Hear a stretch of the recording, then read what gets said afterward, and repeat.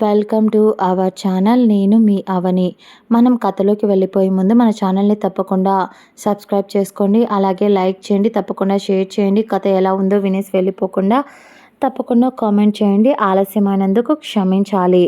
ఇక కథలోకి వెళ్ళిపోదాం. వికాస్ నిట్టూర్చి, నీకు అలాగే అనిపిస్తుందిలే, అయినా ఇప్పుడు అది కాదు మ్యాటర్. అసలు నువ్వు ఎక్కడికి వెళ్ళావు, నైట్ అంతా ఎక్కడున్నావు అనేసరికి రిషి చిన్న చిరునవ్వుతో దాత్రి దగ్గర ఉన్నా అని చెప్పాడు. వికాస్ కొంచెం షాక్ అయ్యి అది అని ఏదో అడగబోతూ ఉంటే అప్పటికే కొంచెం సంతోషంతో కొంచెం బాధతో ఫోన్ కట్ చేసి పక్కన పెట్టేశాడు మన రిషిబాబు. దాత్రి అప్పటికే స్నానం చేసి లోపల నార్మల్ డ్రెస్ వేసుకొని బయటికి వచ్చింది. ఆ తర్వాత వచ్చిన ఆమె వైపు తదేకంగా చూశాడు రిషి. ఆ తర్వాత దాత్రి అతని వైపు చురుగ్గా చూసింది. నాకు ఆఫీస్కి టైం అవుతుంది, తమరు లేచి ఫ్రెష్ అయితే నేను వెళ్ళాలి అనేసరికి అతడు నీరసంగా మొహం పెట్టి సరే అన్నట్టు తల ఊపి వాష్రూంలోకి వెళ్ళిపోయాడు. రిషి ధాత్రి అతన్ని పట్టించుకోకుండా వెళ్ళి త్వరగా పూజ చేసి ఆ తర్వాత వంట చేసి తనకు క్యారియర్ కూడా పెట్టుకోకుండా అతడికి టిఫిన్ పెట్టేసి ఆమె తన వస్తువులు ఒక బ్యాగ్లో సర్దుకుంటూ ఉంటే అప్పుడు రెడీ అయ్యి టిప్ టాప్గా వచ్చాడు మన సార్ గారు. అతడు వేరే బట్టలే వేసుకొని ఉన్నాడు.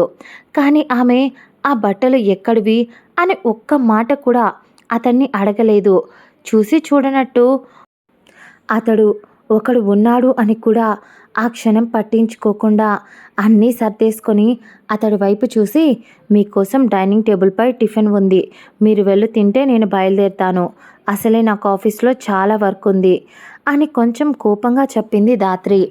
అది విన్న చూసిన రిషి ఇబ్బందిగా మొహం పెట్టి, దాత్రి నా కోసం నువ్వు శ్రమపడనవసరం లేదు, నేను వెళ్ళిపోతాను అనేసరికి దాత్రి కోపంగా ఆమె చేతిలో ఉన్న బ్యాగ్ని విసిరికొట్టి, ఇంటికి వచ్చిన శత్రువునైనా ఒక ముద్ద తిని పంపించే వంశంలో పుట్టిన దాన్ని నేను, కాబట్టి నోరు మూసుకొని వచ్చి తినండి అని చెప్పేసరికి ఇక ఎందుకో తెలియదు రిషి ఆమెతో ఆర్గ్యూ చేయకుండా ఆమె చెప్పే ప్రతి ఒక్క పని సైలెంట్గా చేస్తూ ఉన్నాడు.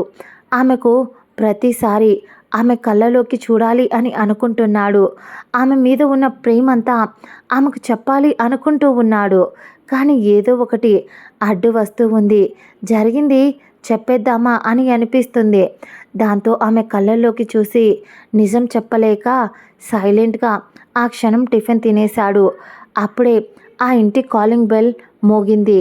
దాత్రి కొంచెం విసుగ్గా, ఇప్పుడు ఏ విధవ వచ్చి చచ్చాడో ఉన్న ఈ మనశ్శాంతిని కూడా తీసుకుపోవడానికి అనుకుంటూ దాత్రి లేచి వెళ్ళబోతూ ఉంటే రిషి రెప్పపాటులో ఆమె చెయ్యి పట్టుకొని ఆపి, ముందు నువ్వు కూడా టిఫిన్ చేయి, ఆ తర్వాత ఎవరో చూడు, ఒకవేళ తినకపోతే నేను నిన్ను పోనివ్వను అన్నాడు సూటిగా ఆమె కళ్ళల్లోకి కళ్ళు పెట్టి చూస్తూ. దాంతో ఇప్పుడు బెదిరిస్తున్నావా నన్ను అని కొంచెం కోపంగా అంది దాత్రి. అయినా రిషి అదేం పట్టించుకోకుండా అవును అన్నట్టు ఒక లుక్ ఇచ్చి తింటూ ఉన్నాడు. దాంతో దాత్రి కోపంగా కూర్చొని టిఫిన్ తినడం మొదలుపెట్టింది.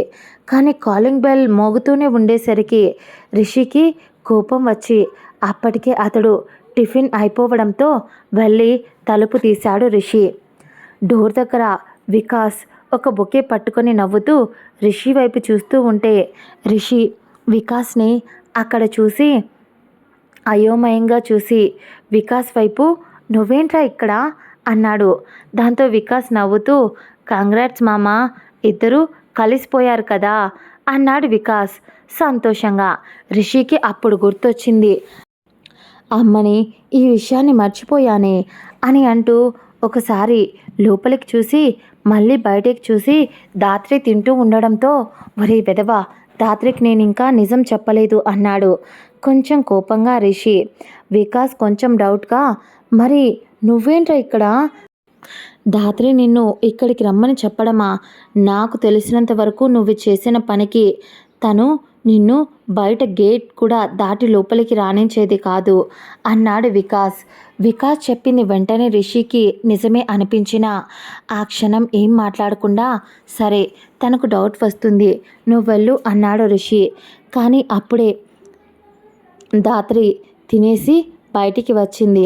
బయటికి వచ్చిన ఆమె వైపు అయోమయంగా చూశాడు రిషి మరియు వికాస్ ఇద్దరు. ధాత్రి వికాస్ వైపు చూసి సార్ మీరేంటి ఇక్కడ అని అంది. దానికి వికాస్ మరియు రిషి ఒకరి మొహాలు ఒకరు చూసుకొని వికాస్ కొంచెం ధైర్యం చేసుకొని ధాత్రి అంటే అది ధాత్రి అంటూ ఊరికే నీకు ఇక్కడన్నీ ఎలా ఉన్నాయో కనుక్కుందామని చెప్పి శృతి నన్ను పంపించింది. అందుకని జస్ట్ చూద్దామని వచ్చా.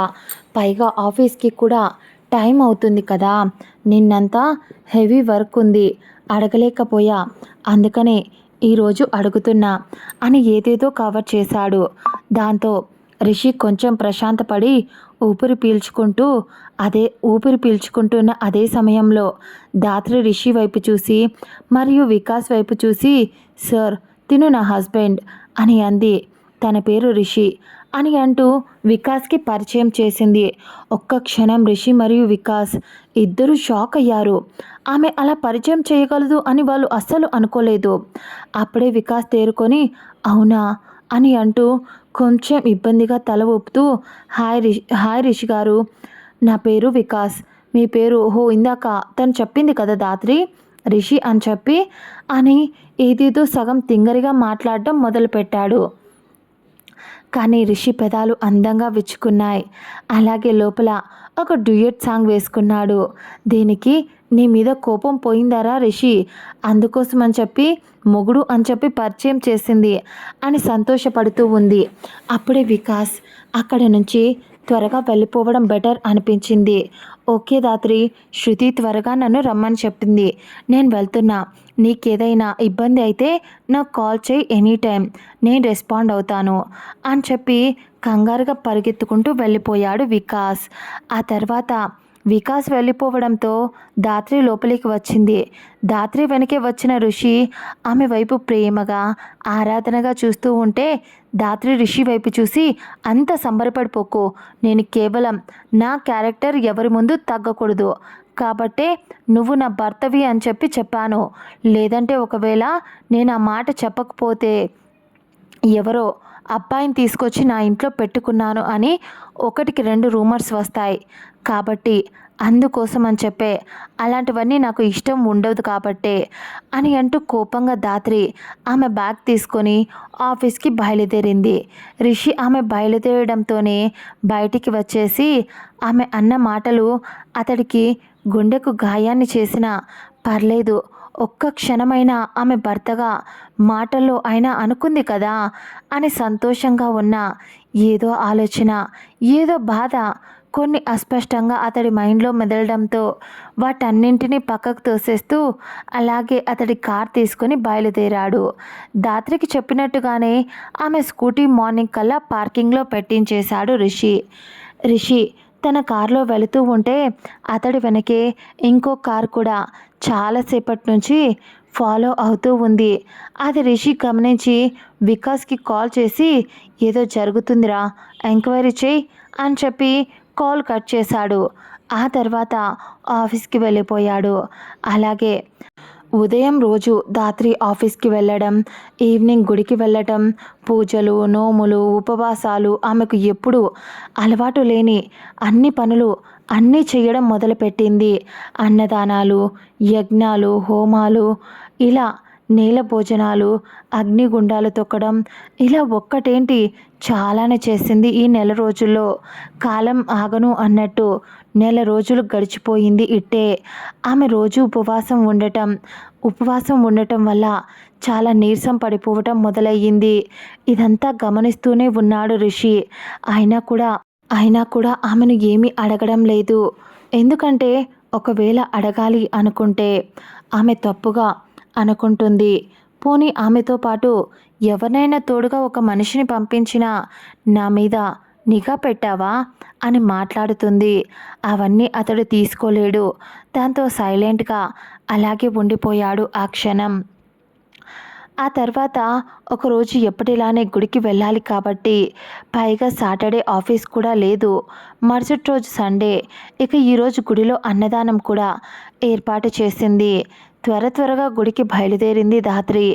ఆమె ఆ రోజు రిషి ఏ చీరనైతే ఆమెకు గిఫ్ట్గా ఇచ్చాడో అదే చీరను పట్టుకొని చేతి నిండా పచ్చ ఎరుపు రంగు గాజులు, నుదుటిన సింధూరం, చిన్న కుంకుమ బొట్టు పెట్టుకొని బాపు బొమ్మల చాలా అందంగా బుట్టకమ్మలు పెట్టుకొని మెడలో తాళి ఇంకా నల్ల పూసల చైన్ చాలా అందంగా కలగా అచ్చం లక్ష్మీదేవిలా అనిపిస్తూ ఉంటే గుడికి బయలుదేరిన తనకు గుడి దగ్గర తన స్కూటీ పార్క్ చేసి కంగారుగా గుడిలోకి వెళ్తున్న క్షణాన ఎవరో ఆమెకు కారు ఎదురుగా స్పీడ్గా వచ్చింది. దాంతో ధాత్రి గట్టిగా అరుస్తూ వెనక్కి అడుగు వేసింది భయంతో. అప్పుడే ఆ కారులో నుంచి ఒక ఆవిడ దిగి తన డ్రైవర్ని తనే తిడుతూ, నీకేం కాలేదు కదా తల్లి, నన్ను క్షమించమ్మా, అతను చూసుకోలేదు అంటూ ఆవిడ వచ్చేసరికి ధాత్రి భయంగా కారు ఎక్కడ తనని గుద్దేసిందేమో అని భయపడుతూ కళ్ళు మూసుకొని ఉన్నది కాస్త మెల్లగా తెరిచి అక్కడ ఉన్న ఆవిడను చూసి కొంచెం ఊపిరి భారంగా వదిలి, కొంచెం చూసుకొని రావాలి కదండి, కొంచెంలో తప్పిపోయింది అంటూ మళ్ళీ తనది కూడా తప్పుంది కాబట్టి నాది కూడా తప్పుంది, అయినా చూసుకోవాల్సింది నేను కూడా, కంగారుగా టైం అయిపోతుందని వచ్చేసాను అనేసరికి దాంతో ఆవిడ కూడా ఏం లేదు తల్లి, కావాలని అతడు అలా రాలేదు. గుడి దగ్గరికి వచ్చిన తర్వాత తన భార్యకు నొప్పులు వచ్చాయి అని తెలిసింది. వాళ్ళు హాస్పిటల్కి తీసుకెళ్లారు. కాకపోతే ఇక్కడ గుడిలోనే ఉన్నాడు కాబట్టి ఇతడు త్వరగా లోపలికి వెళ్ళి దండం పెట్టుకొని ఆ తర్వాత హాస్పిటల్కి వెళ్ళాలి అని అతని కంగారు.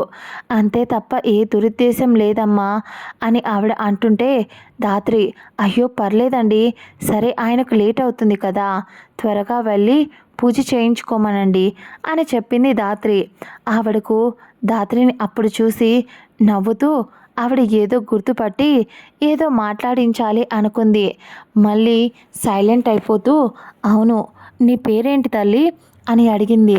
ధాత్రి నవ్వుతూ, జగదాత్రి ఆంటీ, అందరూ ధాత్రి అని పిలుస్తారు అనేసరికి, హో అవునా, చాలా లక్షణంగా ఉన్నావు, ఆ జగన్మాత పేరు అని అంటూ, నా పేరు రాగిణి తల్లి, నేను ఈరోజు మా వాడి పుట్టినరోజు, వాడు మాకు ఆ తల్లి ప్రసాదంగా దీవించిన రోజు, ఈ గుడిలోనే పూజ చేయించడానికి వచ్చాను అని ఆవిడ అంటూ ఉంటే ధాత్రి ఆంటీ, గుడిలోకి వెళ్దాం పదండి, నాకు కూడా గుడిలో చాలా పనుంది అనేసరికి, అదేంటమ్మా గుడిలో పనుండడం ఏంటి, గుడిలో నిష్టగా పూజ చేయడానికి వస్తారు అని ఆవిడ అంటుంటే, హా ఆంటీ తెలుసు, కాకపోతే నేను ఇక్కడ ఈరోజు గుడిలో అన్నదానం చేయిస్తున్నా, పైగా కొన్ని పూజలు కూడా ఉన్నాయి అనేసరికి, అవునా, ఏం పూజలు ఉన్నాయమ్మా అని అంది.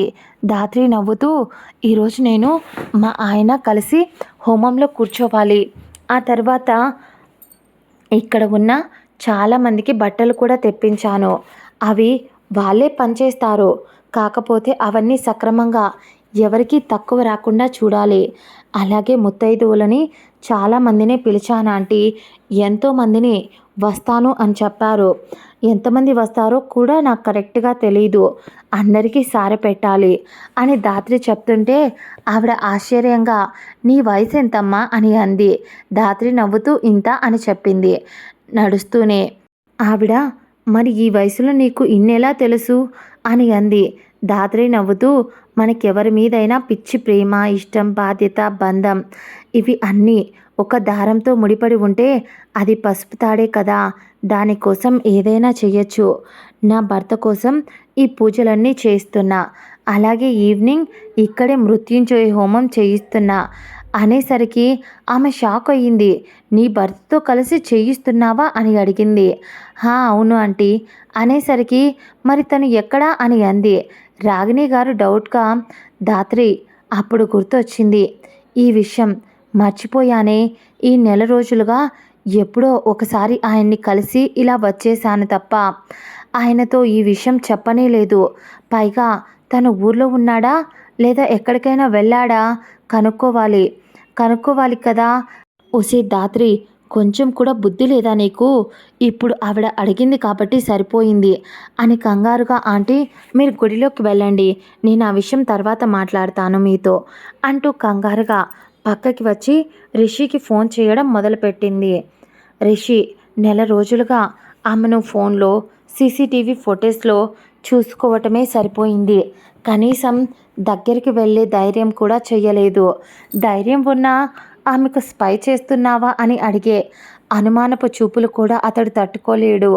అందుకోసం అని చెప్పి సైలెంట్గా ఉండిపోయాడు. అప్పుడే వికాస్ వచ్చి రిషికి ఏదో చెప్పాడు. వాట్? అంత ధైర్యం వచ్చిందా ఆ నా కొడుకులకు?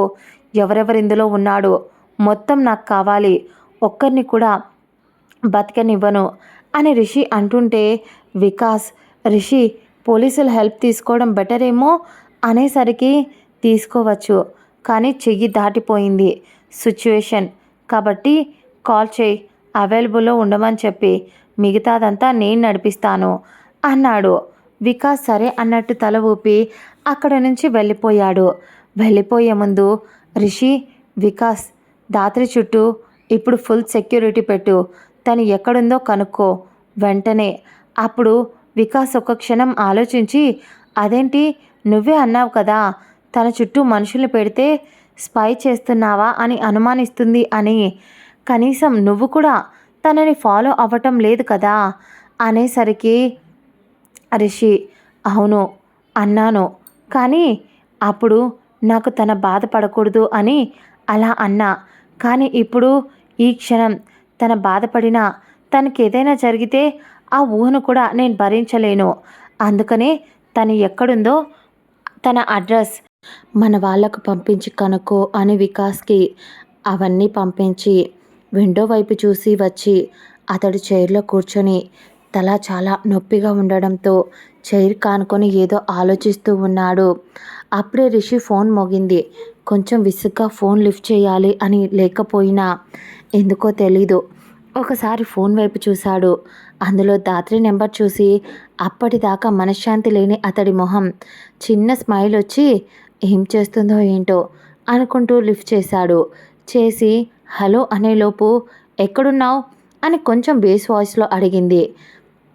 రిషి ఫోన్ కొంచెం దూరం పెట్టి, ఇది నన్ను భయపెట్టాలి అని చూస్తుంది, దొంగ మొహంది అని రిషి తిట్టుకుంటూ ఆఫీస్లో ఉన్నా అన్నాడు నెమ్మదిగా. దాంతో దాత్రి, ఈరోజు నీకు ఏదైనా పని ఉందా అని అడిగింది.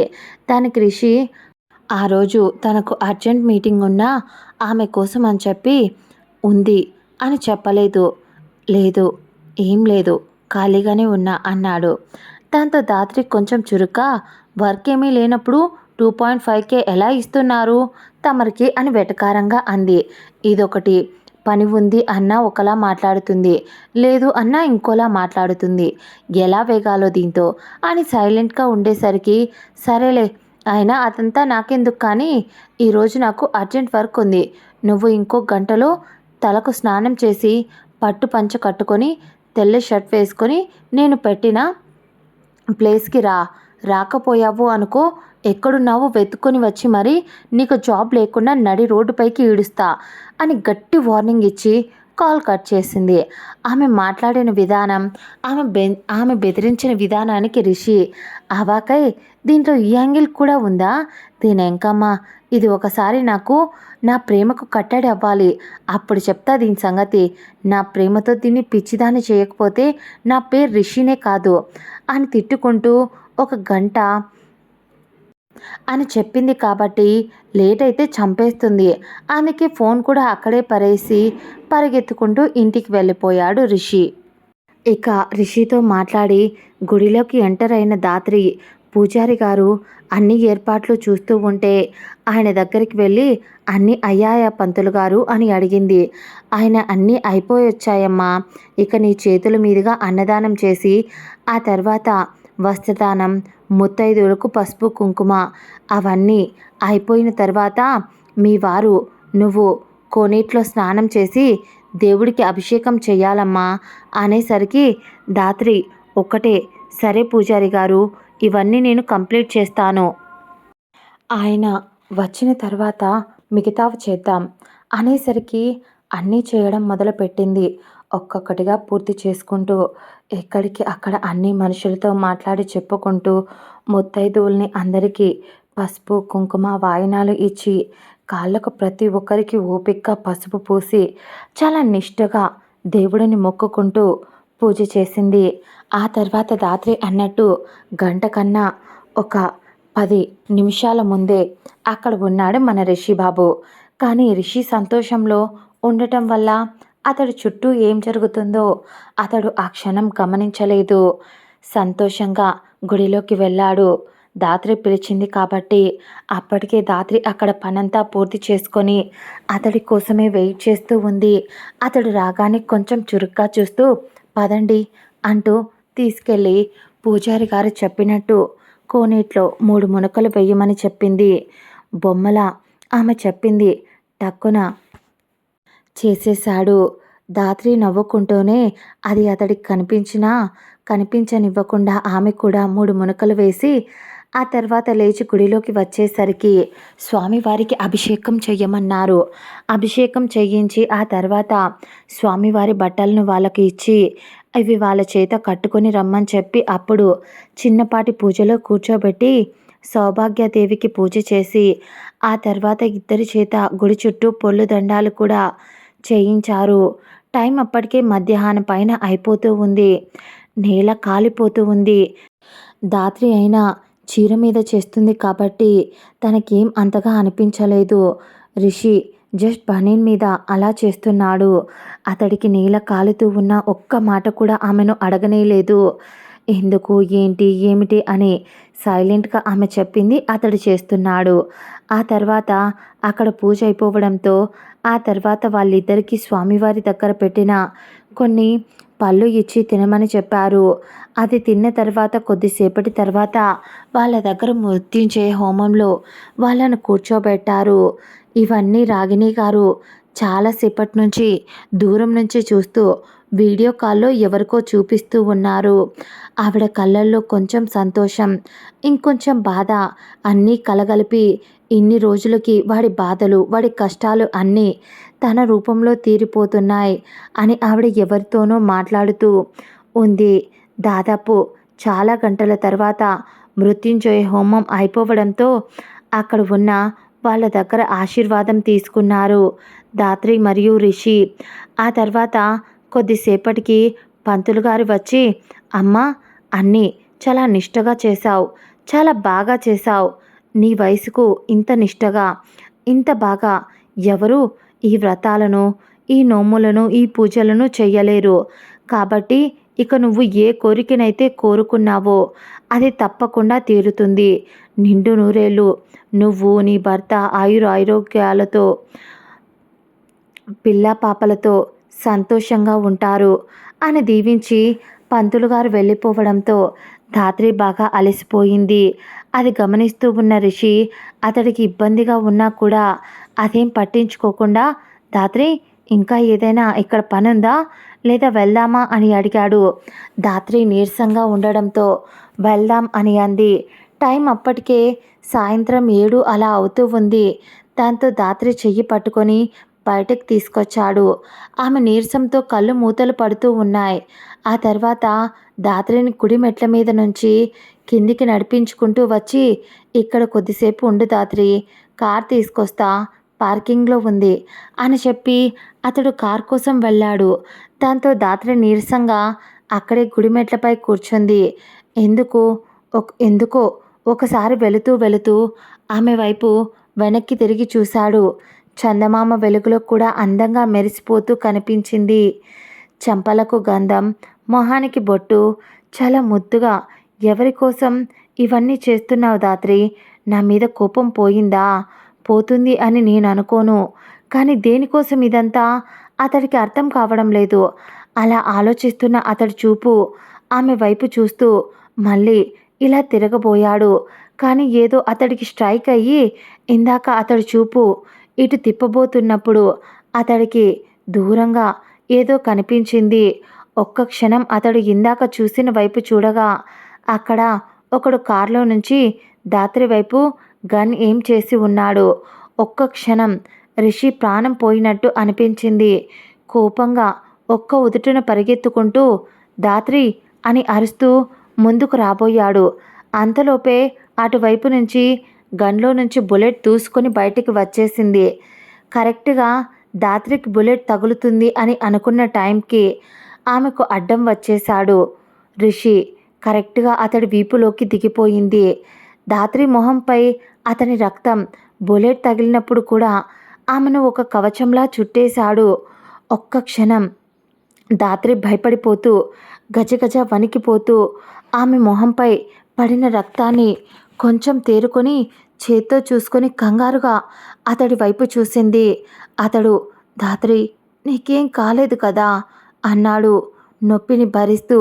ధాత్రి కన్నీళ్లతో ఎందుకు అడ్డొచ్చావురా, నాకెందుకు అడ్డొచ్చావు అంటూ అతడి కాలర్ని పట్టుకొని గట్టిగా ఏడుస్తూ నువ్వెప్పుడూ ఇంతే, ఎప్పుడు నేను అడిగింది ఏది పూర్తిగా వినవు చెయ్యవు, ఇలా మధ్యలో వస్తూ ఉంటావు, ఏదేదో చేసేస్తావు, నేను బాధపడుతూ ఉండాలి, నువ్వొక పిచ్చోడివి, నిజంగా నేను నీతో ఎలా వేగాలో, నీకేదైనా అయితే నేనెలా బతకాలి అని ఏడుస్తూ ఉంది.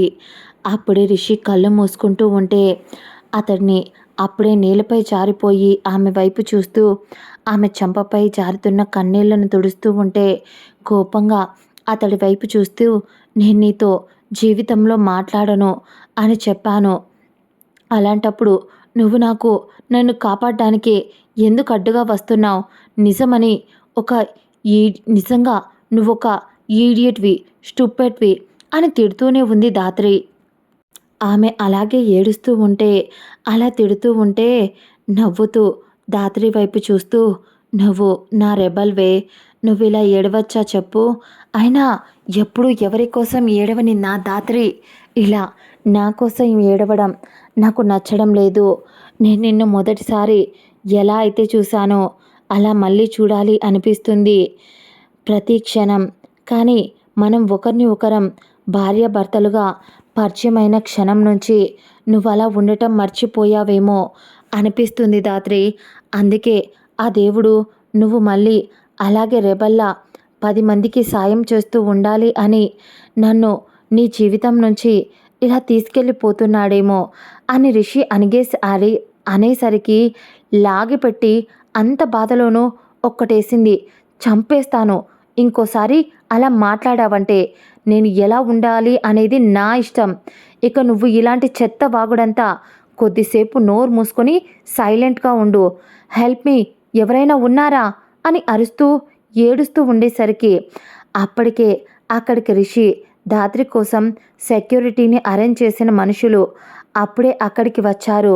వికాస్ అడ్రస్ పెట్టడంతో వాళ్ళు అంబులెన్స్కి కాల్ చేసి అప్పటికప్పుడు వాళ్ళని కార్లో హాస్పిటల్కి తీసుకొచ్చారు. అప్పటి వరకు ఇదేం తెలియని రాగిణి గారు కూడా గుడిలోనే కూర్చొని ప్రశాంతంగా సంతోషంగా ఫోన్లో ఆవిడ భర్తతో రఘునందన్ గారితో మాట్లాడుతూ కూర్చొని ఉన్నారు.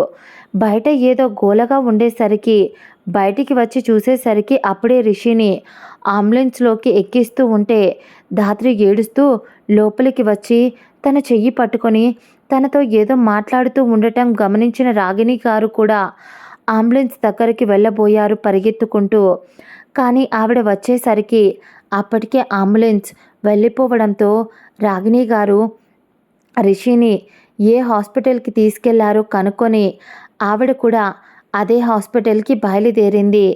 తన హస్బెండ్కి కాల్ చేసి ఆ తర్వాత కొద్దిసేపటి జర్నీ తర్వాత ఒక 1/2 అవర్కి హాస్పిటల్కి వచ్చిన అందరూ మొదట దాత్రి రిషి హాస్పిటల్కి వచ్చి అతన్ని ఐసీయూలోకి తీసుకెళ్తూ ఉంటే అప్పటికే అక్కడికి వికాస్ రావడంతో వికాస్ అని పిలిచాడు. వికాస్ ముందుకొచ్చి అతడు కూడా కన్నీళ్లతో రిషి వైపు చూస్తుంటే రే, ఇప్పుడు నువ్వు నాకేదో అవుతుంది అని ఇలా భయపడుతూ ఉండకూడదు, ఇప్పుడు నేను కోలుకొని బయటికి వచ్చేంతవరకు అమ్మ నాన్నను మరియు మామయ్య వాళ్ళను, ముఖ్యంగా ఇదిగో నీ చెల్లి దాత్రిని, తనని కూడా జాగ్రత్తగా చూసుకోరా అని డాక్టర్స్ అతన్ని లోపలికి తీసుకెళ్తూ ఉంటే ధాత్రి చెయ్యిని వదిలేసి లోపలికి వెళ్ళిపోతూ ఉన్నాడు రిషి. ఒక్క క్షణం ధాత్రి కంట్లో కన్నీళ్లు కారిపోతూ అక్కడే నేలపై కూలపడిపోయింది.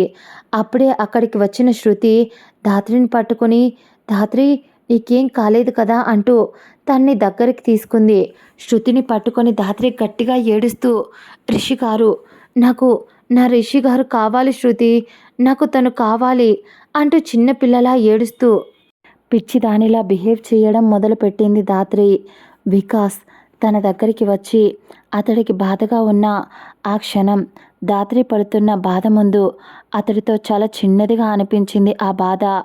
ధాత్రి, ఏం కాదురా, వాడు వచ్చేస్తాడు అని ధైర్యాన్ని ఇస్తూ ఉన్నాడు. కానీ ధాత్రి గుండెల్లో వణుకు స్టార్ట్ అయ్యింది.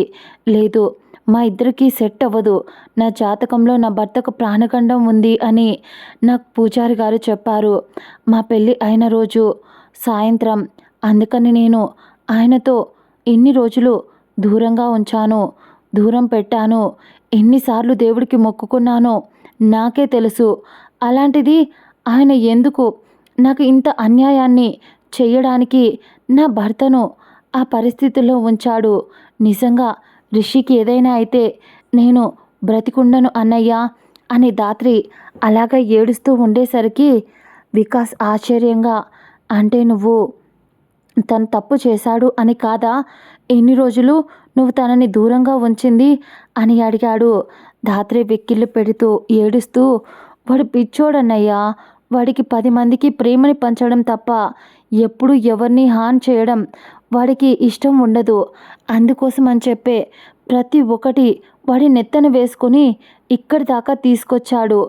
ఆ బుల్లెట్ నాకు తగిలి నా ప్రాణం అక్కడే పోయి ఉన్నా బాగుండేదేమో అని ఏడుస్తూ ఉన్న సమయంలోనే అక్కడికి వచ్చిన రాగిణి గారు ధాత్రిని దగ్గరికి తీసుకున్నారు.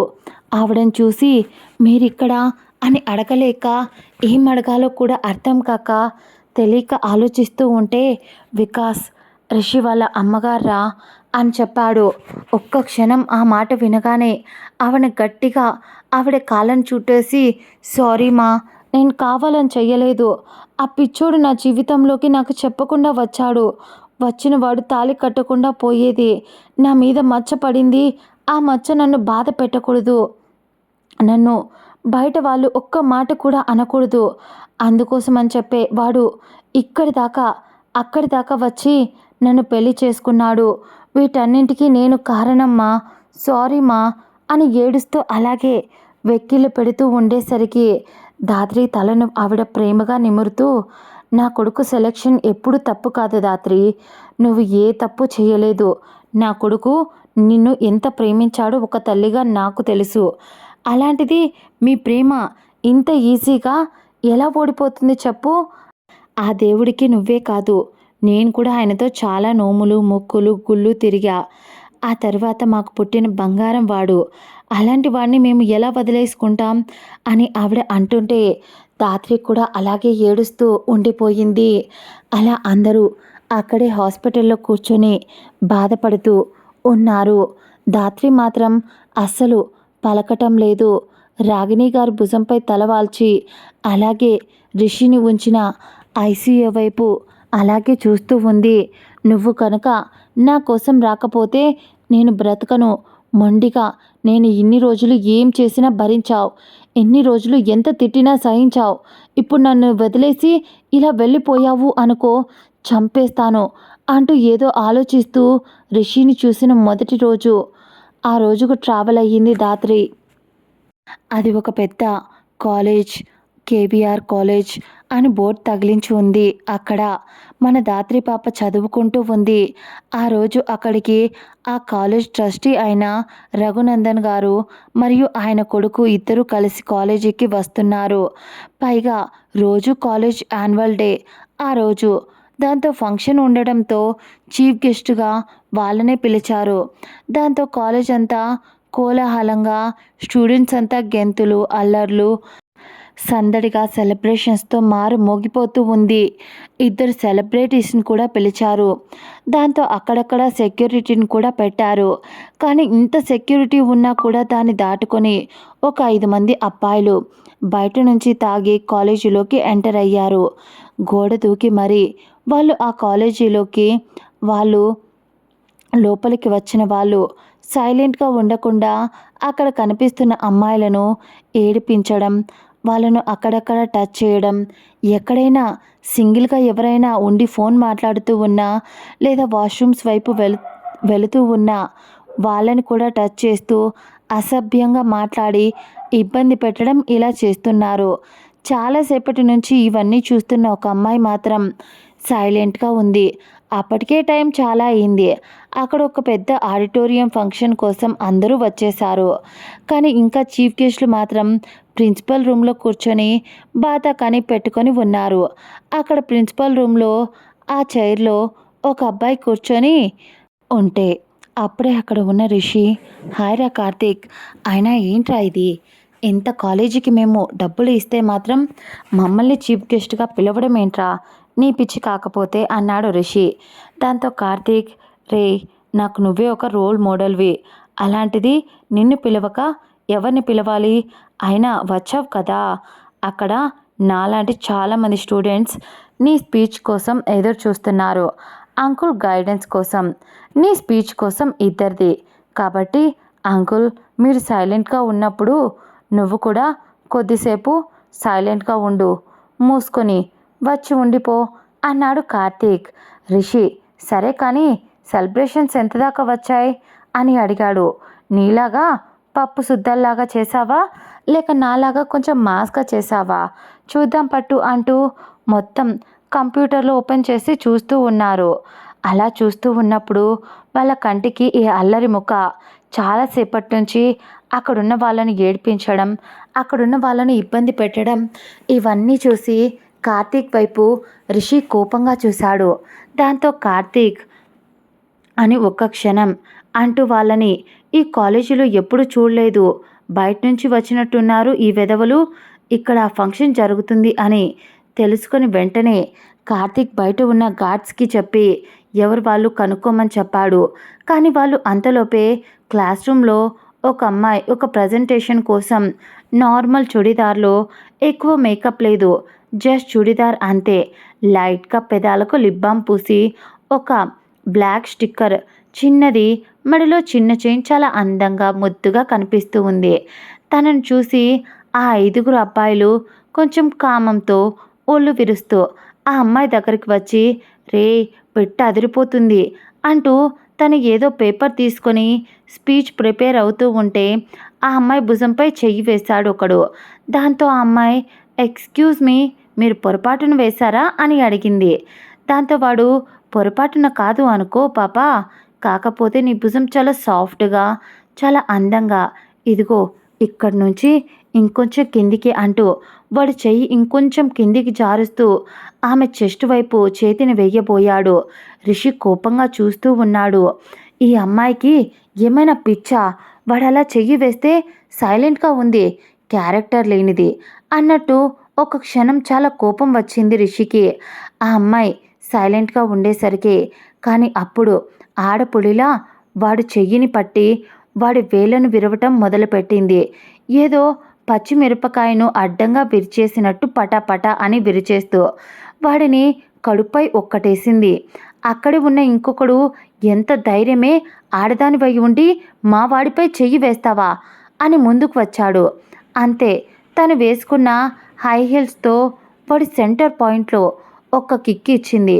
ఒక్క క్షణం దాత్రి చేస్తున్నదంతా రిషి చూస్తూ, నేను తప్పుగా అనుకున్నాను, ఎప్పుడైనా కళ్ళు చెప్పింది కాదు మనసు చెప్పిందే నమ్మాలి అని అంటూ తను తప్పుడు ఆలోచన చేసినందుకు అతడే 100 తిట్లు తిట్టుకొని ఆమె కొట్టడం చూశాడు. వాళ్ళని ఎలా కొడుతుంది అంటే ఆమె స్ట్రెస్ అవ్వడం లేదు, వాళ్ళని జస్ట్ కొడుతుంది, ఆపడం లేదు, పిచ్చి కుక్కల్ని కొట్టినట్టు కొడుతుంది.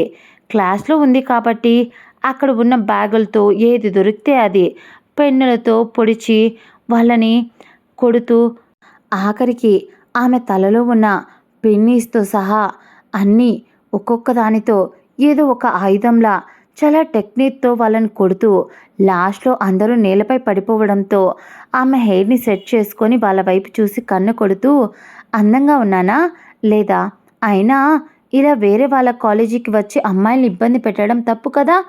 ఇంటికెళ్ళి మీ అమ్మల చేత కాపడం పెట్టించుకోండి. అయినా వాళ్ళకు కూడా అప్పుడు తెలిసి వస్తుంది మిమ్మల్ని కొట్టింది ఒక ఆడపిల్ల అని అంటూ ధాత్రి ముందుకు నడుస్తూ ఉంటే వాళ్ళల్లో ఒకడు, ఎంత ధైర్యమే నీకు, మమ్మల్ని కొట్టావు, కొట్టి ఇలా వెళ్ళిపోతూ మేం ఊరుకుంటామా అని అంటూ వాడు పరిగెత్తుకుంటూ ధాత్రి వైపు వచ్చాడు. అప్పటికే ఆమె, ఏంట్రా తాగింది ఎక్కువైందా, జస్ట్ 4 తగిలించాను, నా గురించి మీకు పూర్తిగా తెలియదు, నేను పూర్తిగా నా స్టామినా యూజ్ చేసి కొట్టింటే ఇంకో రకంగా ఉండేది, సంవత్సరం వరకు కోమాలో నుంచి లేవవు చెప్తున్నా అంటూ ధాత్రి ఎంత చెప్తున్నా వినకుండా వాడు పరిగెత్తుకుంటూ వచ్చాడు. అంతే, ధాత్రి వాడు వచ్చిన స్పీడ్కి వాడితో మనకెందుకు అన్నట్టు పక్కకు జరిగింది. వాడు పరిగెత్తుకుంటూ వెళ్ళిపోయి బిల్డింగ్ పైనుంచి కింద పడిపోయాడు. ధాత్రి ఒక్క క్షణం తను వాణ్ణి పట్టుకోవాలి అని చూసింది, కానీ తన వల్ల కాలేదు. ఆమె బాధపడింది, తన వల్ల వాడు పైనుంచి కింద పడ్డాడు అని. అప్పుడే కంగారుగా అక్కడికి వచ్చి చూస్తున్న తనకు కొంచెం అప్పటిదాకా తను కంగారు పడినట్టు కాకుండా వాడు కింద పడతాడు అని అనుకున్న క్షణాన అక్కడ బ్యానర్కి వాడికి కాలు చిక్కులుకొని అప్పుడు కింద పడ్డాడు. వాడి 2 కాళ్ళు మాత్రం విరిగాయి, అంతే తప్ప వాడికి ఏం కాలేదు. దాంతో రూమ్లో కొట్టినా కూడా అక్కడ రూమ్లో కొట్టిన వాళ్ళు కూడా అక్కడ ఎవ్వరూ లేరు కాబట్టి పర్లేదు.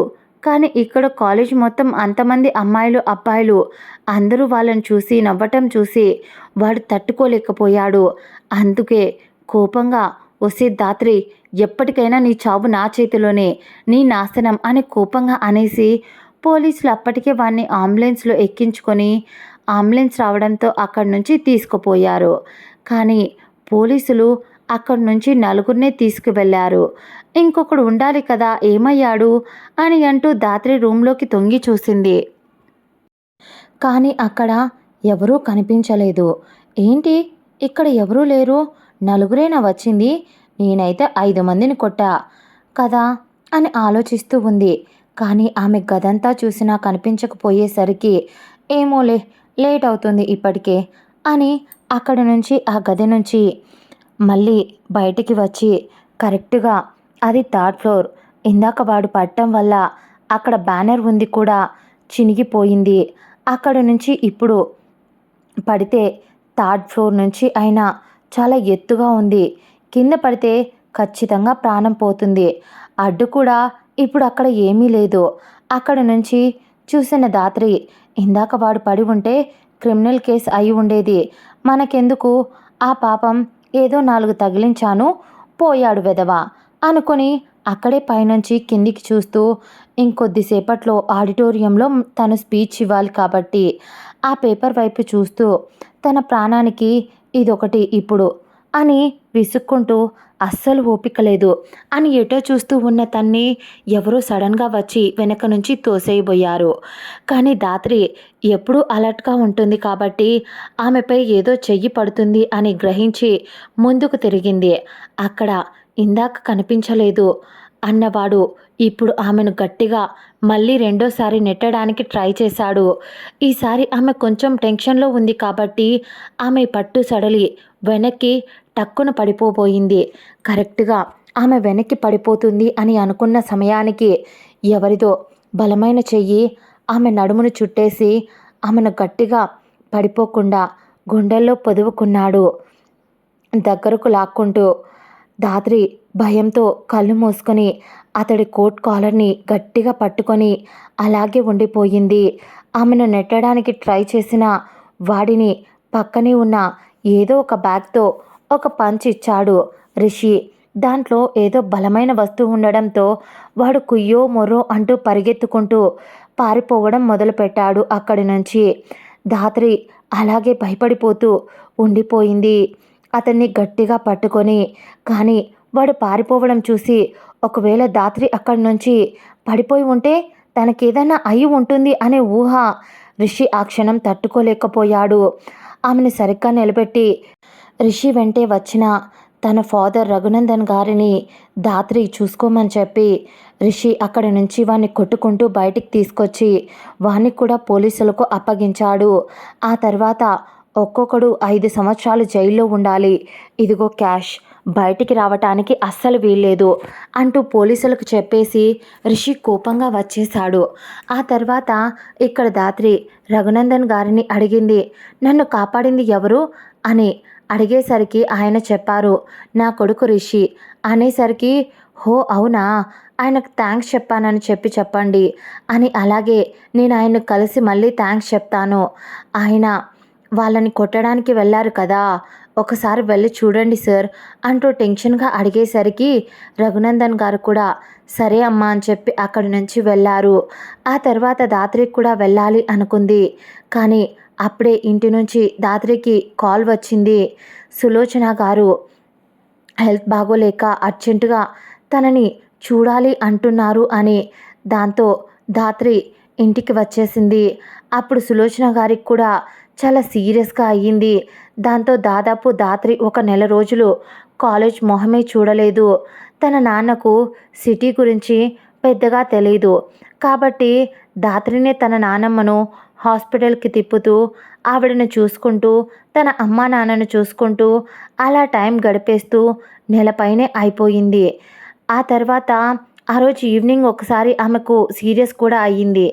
ఆమె కొద్ది రోజులు తర్వాత ధాత్రి కాలేజ్కి వచ్చింది. కానీ అంతా మారిపోయింది. ముందున్న వాళ్ళు ఇప్పుడు లేరు. ఆ కాలేజీని అమ్మేశారంట. ముందున్న ట్రస్టీకి ఈ కాలేజ్కి ఎలాంటి సంబంధం లేదంట. అక్కడున్న ప్రిన్సిపల్గా ఇన్ని రోజులు ఉన్న ఆ అబ్బాయి కూడా నైట్కి నైటే ఆ ట్రస్టీ అయిన రఘునందన్ గారిని మోసం చేసి ఆ కాలేజీని వేరే వాళ్లకు అమ్మేసి పారిపోయాడు. ప్రిన్సిపల్ కార్తీక్ అని వచ్చిన న్యూస్ కాలేజ్ అంతా మారిమోగిపోవడం మొదలయ్యింది. దాంతో ధాత్రి మొదట్లో ఆమె కూడా కొంచెం ఏవో అనుమానం, డౌట్స్ ఉన్నా రాను రాను ఆమె చదువులో పడిపోయి అది పెద్దగా ఆ టైంలో పట్టించుకోలేదు ధాత్రి. కానీ ఆమె రిషికి థ్యాంక్స్ చెప్పలేదు. ఆ రోజు కాపాడినందుకు చాలాసార్లు అనుకుంది, అతడి గురించి తలుచుకుంది. ప్రతి ఒక్క క్షణం ఆ రోజు అతన్ని పట్టుకున్నప్పుడు ఆమె ఫీల్ అయిన ఫీల్ ఇంతవరకు ఎవరిని చూసినా అలా అనిపించలేదు. పైగా ఎవరిని అంత దగ్గరకు కూడా తను రానివ్వలేదు. దాంతో అప్పటి నుంచే అతనిపై ఇష్టం పుట్టిందేమో అని చెప్పచ్చేమో. అలా కాలం గడిచిపోతూ తన చదువు పూర్తయిపోయింది. తన ఇంటికి వచ్చింది. వచ్చేసరికి తన నాన్న పంచాయతీలో ఎవడో వాళ్ళ కూతురికి లేచిపోయి పెళ్లి చేసుకొని వచ్చింది అని తీర్పు అడిగితే ధాత్రి వాళ్ళ నాన్నగారు వెళ్ళి పెళ్లి చేసుకొని వచ్చింది కాబట్టి వదిలేసేయండి, ప్రశాంతంగా బ్రతుక్కుంటారు, ఒకవేళ ఆ పిల్లకు పెళ్ళి కాకపోతే అప్పుడు ఏదైనా ఆలోచించినా బాగుండేదేమో, కానీ పెళ్ళైన ఆ పిల్లను ఇప్పుడు మీరేం చేయగలరు అని ఆ రోజు ఆయన తీర్పు ఇచ్చేసరికి అక్కడున్న ఒక 2-3 పెద్ద మనుషులు కల్పించుకొని కావాల్సిందే అక్కడున్న వాళ్ళని రెచ్చగొట్టి, ఒకవేళ మీ కూతురు కూడా ఇలాగే వేరే వాళ్ళని పెళ్లి చేసుకొని వస్తే మీరు యాక్సెప్ట్ చేస్తారా సీతారామయ్య గారు అని అడిగేసరికి, తప్పకుండా చేస్తాను, నా కూతురు ప్రేమిస్తే నా కూతురు నేను తెచ్చిన అబ్బాయినే పెళ్లి చేసుకుంటుంది, తను నాకు ఇచ్చిన మాట ఖచ్చితంగా తప్పదు అని ఆ రోజు ఆయన అన్న మాటలు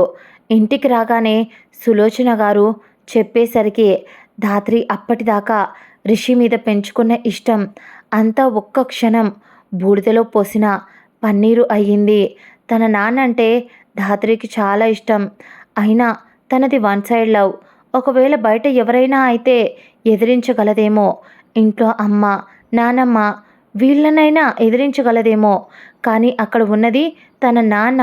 చిన్నప్పటి నుంచి ఒక గొడ్డులా తన కోసం కష్టపడి తనకు ప్రపంచాన్ని చూపించిన తన నాన్న ఆడపిల్లకు చదివేందుకు పెళ్లి చేయక అని తన తోటి పిల్లలు ఇప్పుడు పెళ్ళిళ్ళయి పిల్లలు కూడా ఉన్నా తను ఇప్పుడు కూడా చదివిస్తున్న తన తండ్రికి ఊర్లో తన చెడ్డ పేరు తేవాలి అనుకోలేదు. ఒకవేళ రిషిని తను ప్రేమిస్తున్నట్టు రిషికి తెలిసి అతడు కూడా ధాత్రిని ప్రేమిస్తే అది వేరు. ఇద్దరికి ఒకరి మధ్య ఒకరికి ప్రేమ ఉన్నట్టు మాకే తెలియదు ఇప్పుడు. అలాంటప్పుడు ఈ లవ్ ఇలాంటిది ఒక రోజులో పుట్టింది, ఇప్పుడు ఒక రోజులోనే అయిపోతుంది మా బంధం అనుకుంటూ ధాత్రి అలాగే తన నాన్న మాట కోసం పెళ్లి చేసుకోవాలి అనుకుంది. కానీ పెళ్లి రోజు ముందు రోజు రాత్రి ధాత్రి తన అమ్మ తనకు మజ్జిగ పాలను ఇచ్చింది.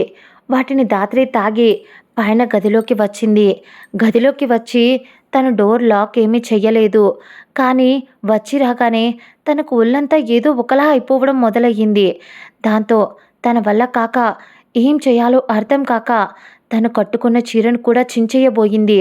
తన వల్ల కాక కానీ అప్పుడే తన గదిలోకి ముగ్గురు అబ్బాయిలు ఆ రూమ్ బాల్కనీ నుంచి వస్తున్నారు పైకి ఎక్కుతూ.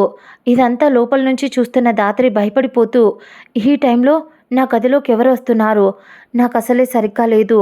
ఏదో పిచ్చి పిచ్చిగా అనిపిస్తుంది. నా బట్టలు నేనే చించేసుకుంటున్నా. ఈ సిచ్యువేషన్లో వాళ్ళు నా గదిలోకి ఎందుకు వస్తున్నారు? ఏదో జరుగుతుంది అని అంటూ బాల్కనీలోకి వెళ్ళి ఇది పెళ్లి ఇల్లు కాబట్టి డెకరేషన్ కోసం అక్కడ కరెంట్ వైర్స్ కొన్ని పెట్టి ఉన్నారు. వెంటనే ధాత్రి పక్కనే తన రూమ్లో ఒక వైర్స్ కట్ చేసి కటర్ ఉండడంతో దాన్ని మత్తులోనే తను ఒక స్ట్రాంగ్ అమ్మాయి కావటం వల్ల ఏదో ఒకటి త్వరగా ఆలోచించి చేయాలి కాబట్టి ఆ వైర్స్ని కట్ చేసి తూలుతూ వాళ్ళ పైకి వేసింది. వాళ్ళు అది ఆ ఇంటి బ్యాక్ సైడ్ కావటం వల్ల హాల్లో డైరెక్ట్గా వాళ్ళు ఆ వైర్లతో సహా బ్యాక్ సైడ్ పొలాలలో పడ్డారు. కానీ అక్కడ ఎవరూ లేకపోవటం వల్ల అరుపులు, పైగా ఆ ఇంటి ముందు బంధువులు, డాన్సులు, హడావిడి, డప్పులు వీటి వల్ల పెద్దగా వినిపించడం లేదు వీళ్ళ అరుపులు. వాళ్ళు అలా పడిపోయిన తర్వాత ధాత్రి గట్టిగా ఆ బాల్కనీ డోర్ని లాక్ చేసి అప్పుడు బాత్రూంలోకి వెళ్ళి భయంగా, నేను ఇలాగే ఉంటే ఎవడో ఒకడు అడ్వాంటేజ్ తీసుకుంటాడు ఈరోజు అని భయపడిపోతూ వాష్రూంలోకి వెళ్ళి తన వల్ల కాక స్నానం చేయాలి అని చూస్తున్న సమయంలో, తన బట్టలు తీయాలి అని చూస్తున్న సమయంలో ఇక తన వల్ల కావటం లేదు.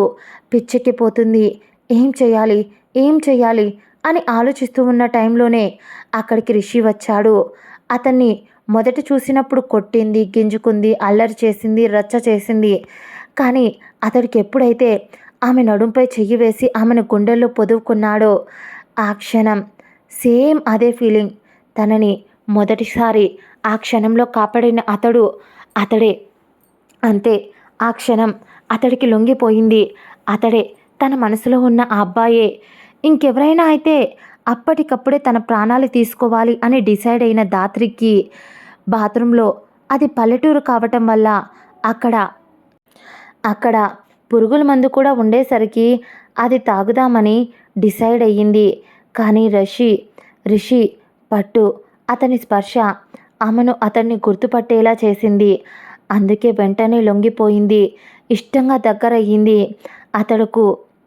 అతడికి వేల గుర్తులను, వేల రుచులను చవి చూపించింది.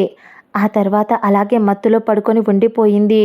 ఆమెకు మత్తులో ఏం జరుగుతుందో అసలు ఆ క్షణం తెలియనే లేదు. కానీ అక్కడ ఉన్నది కేవలం రిషి అని మాత్రం అర్థమవుతూ ఉంది. దాంతో అతనితో ఇష్టంగా లొంగిపోయింది. వాళ్ళిద్దరి కలయిక అయిపోయి ఆమె మత్తులో నిద్రపోతూ ఉంటే రిషి మాత్రం ఆమెను ముద్దు పెట్టుకుంటూ, నువ్వంటే నాకెంత ఇష్టమో తెలుసా? నేను కొన్ని కారణాల వల్ల నీ దాకా రాలేకపోయా. నువ్వంటే నాకు చాలా ఇష్టం. నేను చేసిన ఆలస్యం, నేను నిన్ను దూరం చేసుకోవాలి అనుకోలేదు ఆ క్షణం. అందుకనే వచ్చేసా. తప్పో ఒప్పో నాకు తెలీదు. కానీ గట్టిగా డిసైడ్ అయ్యి ఏదో ఒకటి చెప్పి నిన్ను ఈ క్షణం దక్కించుకోవాలి అనుకున్నా. కానీ నీ సిచ్యువేషన్ చూసి నీతో అడ్వాంటేజ్ తీసుకున్నా అని నువ్వు ఖచ్చితంగా నా మీద అసహించుకుంటావు, కోపగించుకోవచ్చు. కానీ అన్ని రోజులు నిన్ను కలవనందుకు ఇది పనిష్మెంట్గా నేను అనుభవిస్తాను. కానీ నువ్వు మాత్రం నన్ను వదిలేసి వెళ్ళిపోమాకే అని ఎన్నిసార్లు ఆమెతో ఆ రాత్రంతా చెప్పాడో. అలాగే ఆమె మత్తు దిగిన తర్వాత కూడా అదే మాట ఆమె గుండెకు స్పష్టంగా పదే పదే వినిపిస్తూ ఉండేది. దాంతోనే ఎందుకో తెలియదు ఎంత అతడు ఆమెతో కలవటానికి వచ్చాడు. కావాల్సిందే డ్రగ్స్ కలిపి ఆమెతో ఇంటిమేట్ అవ్వడానికి వచ్చాడు అని చెప్పినా ఆమె నమ్మకుండా సైలెంట్గా ఉండిపోయింది. కానీ ఆ తర్వాత అన్నీ ఊహించలేదు.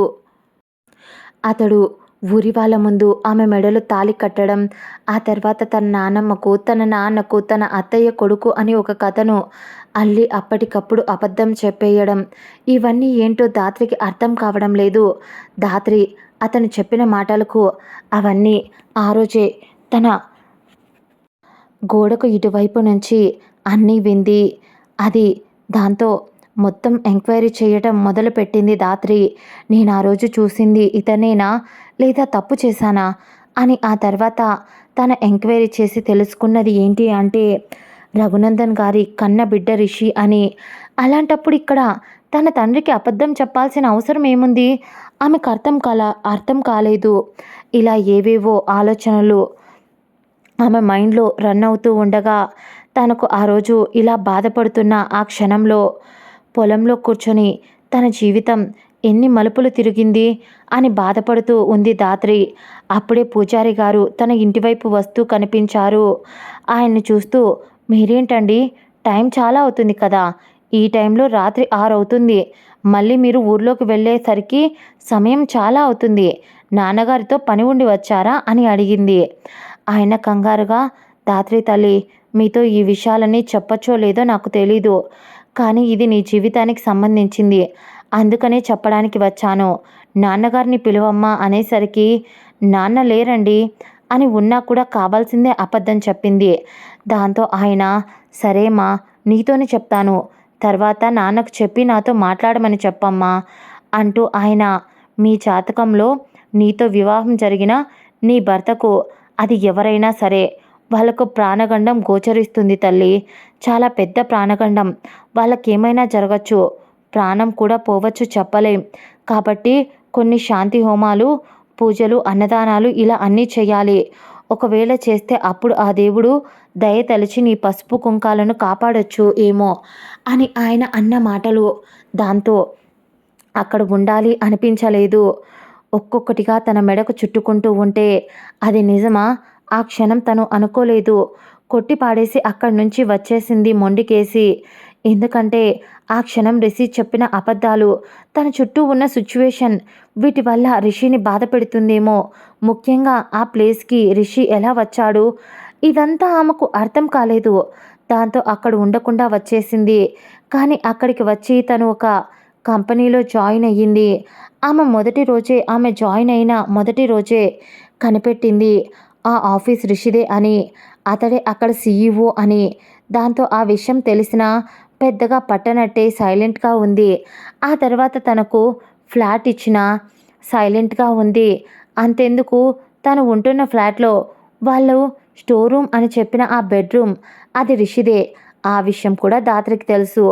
అయినా తన వర్షన్, తన కథ తను ఆలోచిస్తూ ఉంటే అప్పుడే డాక్టర్ వచ్చి, ఆపరేషన్ అయితే అయిపోయింది, బుల్లెట్ తీసేశాం, కాకపోతే తనకింకా స్పృహ రాలేదు, ఎప్పుడు స్పృహలోకి వస్తాడో కూడా తెలీదు అని చెప్పి డాక్టర్ సైలెంట్గా అక్కడి నుంచి వెళ్ళిపోయారు.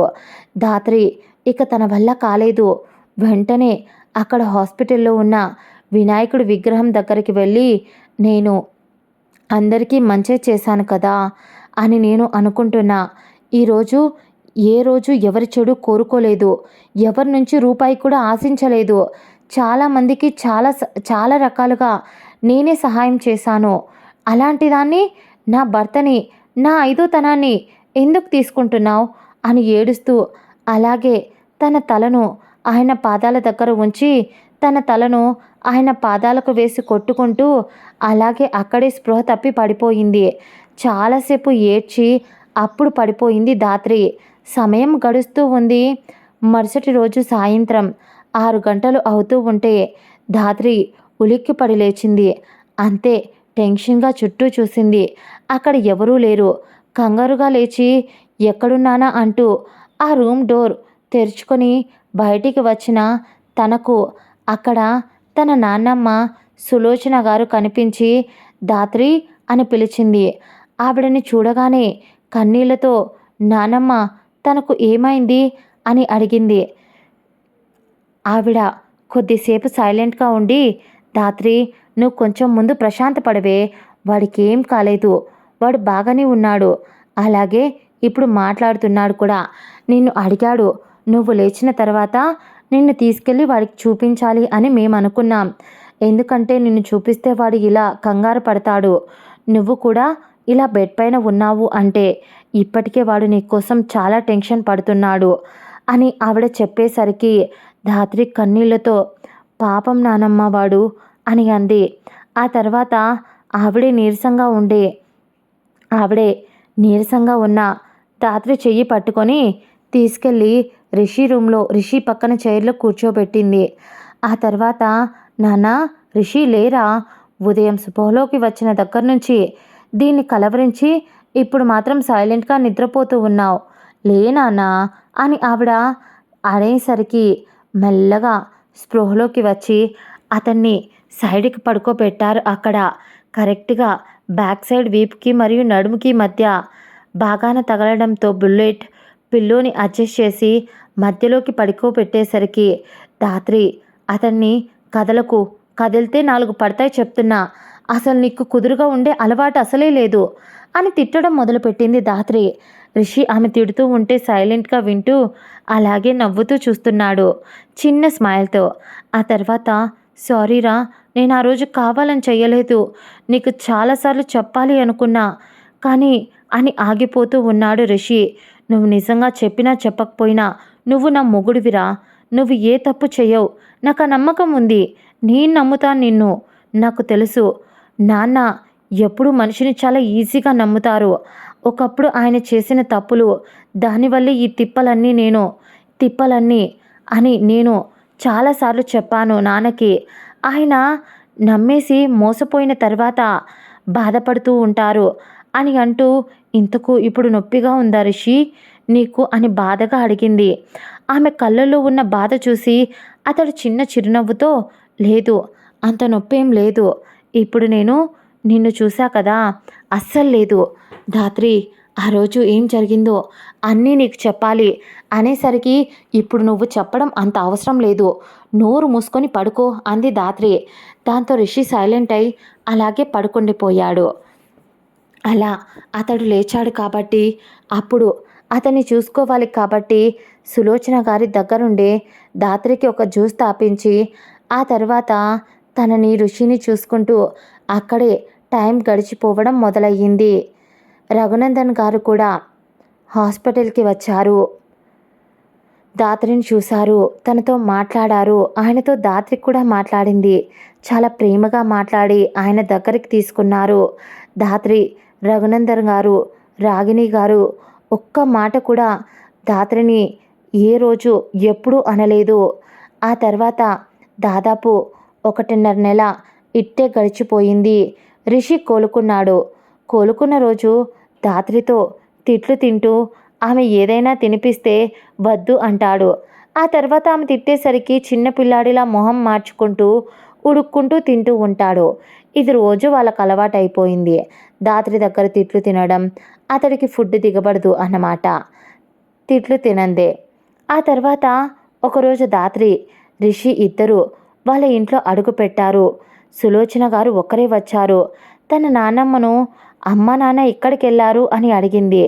దానికి సులోచన గారు ధాత్రితో, ఆవిడ మీ నాన్నను ఈ పరిస్థితుల నుంచి దూరంగా పంపించాలి అని, ఇక్కడ ఉంటే మంచి నా తలకాయ చింతకాయ అంటూ ఏదేదో మాట్లాడుతూ ఉంటాడు, అందుకని వాణ్ణి చెప్పి మరీ పుణ్యక్షేత్రాలు దర్శించుకొని రమ్మని చెప్పా.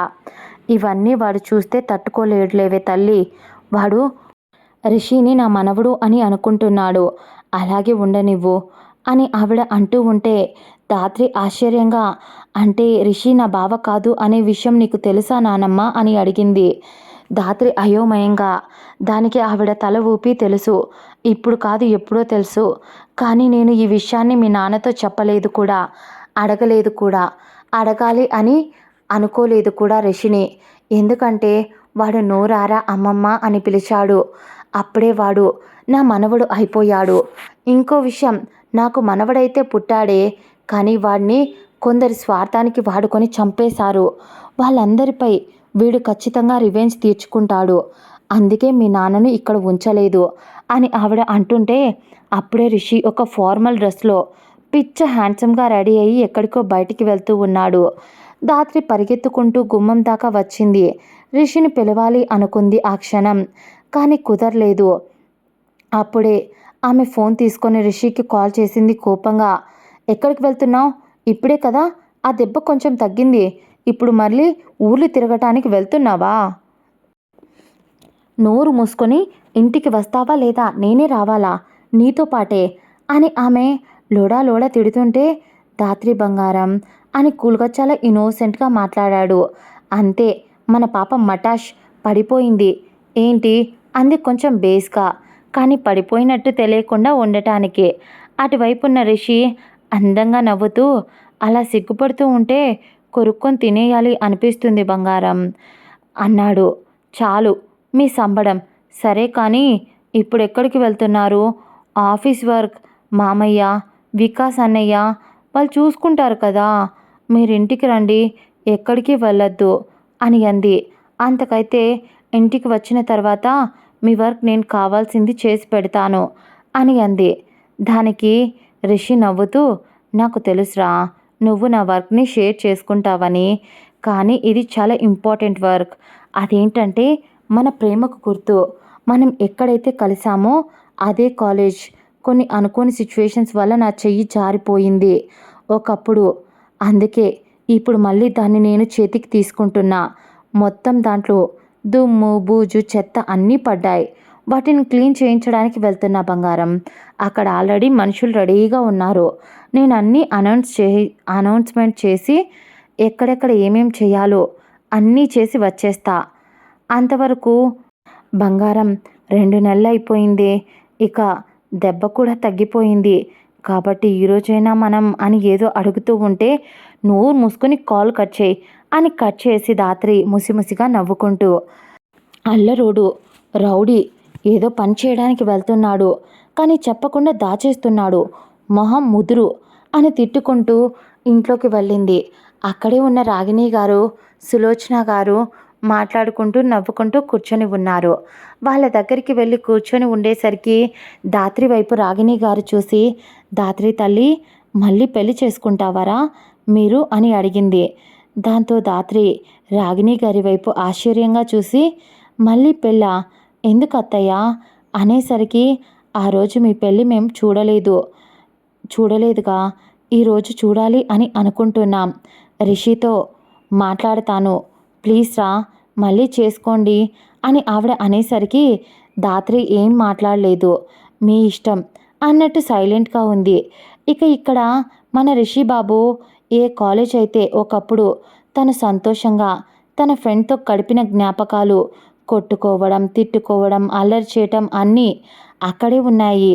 అవన్నీ గుర్తు చేసుకుంటూ అతడి కంట్లో కన్నీళ్లు కారుతూ ఉంటే కోపంతో కళ్ళు ఎర్రగా ఒకవైపు మారుతూ లోపలికి నడుస్తూ ఉన్నప్పుడు అక్కడున్న గార్డ్స్ ముందుకు వచ్చి, సార్ అంతా రెడీ అనేసరికి లోపలికి వచ్చి అక్కడే ఉన్న వికాస్, రఘునందన్ గారు వాళ్ళిద్దరూ కూడా అక్కడే కూర్చొని ఉన్నారు. వాళ్ళ దగ్గరికి వచ్చిన తర్వాత వాళ్ళతో పాటు కలిసి ఆ కాలేజీ టాప్ ఫ్లోర్ అక్కడికి వెళ్ళి ఒక చీకటి గది, ఆ గదిని చూడగానే రిషి గుండెల్లో ఒక చిన్నపాటి బాధ, కోపం. లోపలికి అడుగు పెట్టాడు రిషి.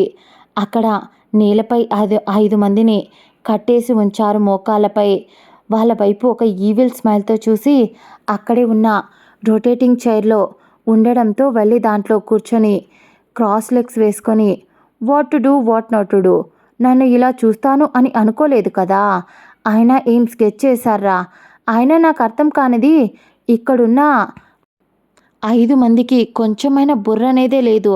అందులో బ్లాక్ షర్ట్ వాడు ఉండేసరికి వాడిని పట్టుకొచ్చి జుట్టు పట్టుకొని గార్డ్స్ రిషి ముందు మోకాళ్ళపై కూర్చోపెట్టేసరికి రిషి వాడి వైపు చూసి నవ్వుతూ పొగరుగా చూస్తూ, అయినా నాకు అర్థం కానిది, నీ తమ్ముడు ఒక బేవర్స్ ఎదవ, పోరంబోకు వెధవ, కాలేజీలోకి ఎంటర్ అయ్యి అమ్మాయిలను అడ్డదిడ్డంగా టచ్ చేస్తూ ఉంటే నా బంగారానికి కోపం వచ్చి మండి 4 తగిలించింది.